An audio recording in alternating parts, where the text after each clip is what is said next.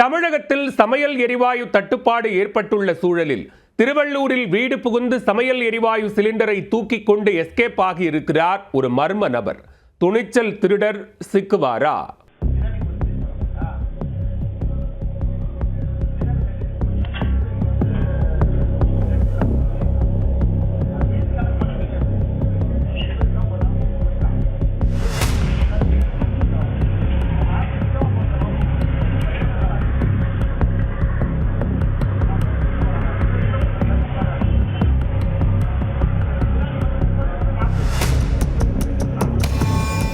காவல் நிலையத்தில் பதற்றத்துடன் கண்ணீரும் கம்பலையுமாக காணப்பட்ட அந்த நபரிடம் போலீசார் மிக தீவிரமாக விசாரித்துக் கொண்டிருந்தனர். யோ, 1 லட்ச ரூபாய் பணத்தை திருடிட்டு போயிட்டானா?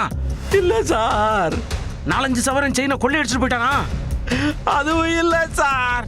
யோ, அப்ப என்னதான் காணாம போச்சு சொல்லி தொலையா, எங்களுக்கு பதட்டமா இருக்குல்ல என போலீசார் கேட்ட பொழுது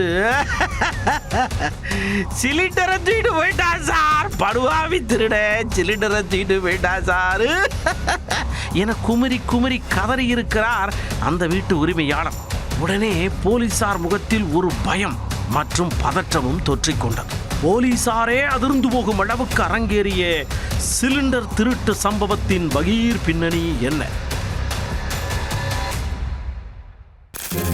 திருவள்ளூர் பத்தியால்பேட்டை பகுதியைச் சேர்ந்த அந்த பரிதாபத்திற்குரிய நபர் 42 வயதான ஷாயின் ஷா.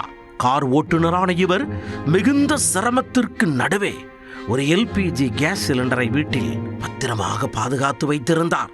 விட்டால் அதற்கு லாக்கர் வைத்திருப்பார் போல் இருக்கும்.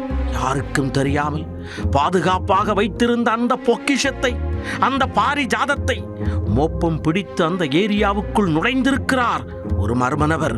2 சக்கர வாகனத்தில் பூனை போல ஏரியாவுக்குள் நுழைந்தவர் வாகனத்தை மெல்ல நிறுத்திவிட்டு பதற்றமின்றி பக்குவமாக கதவை திறந்து கொண்டு அந்த வீட்டிற்குள் நுழைந்திருக்கிறார். வீட்டிற்குள் நுழைந்ததும் சிவப்பு கலரில் ஜொலி ஜொலி என ஜொலித்துக் கொண்டிருந்த அந்த 14.5 கிலோ தங்கத்தை அலைக்காக தூக்கிக் கொண்டு சிட்டாக பறந்திருக்கிறார் அந்த மர்ம நபர்.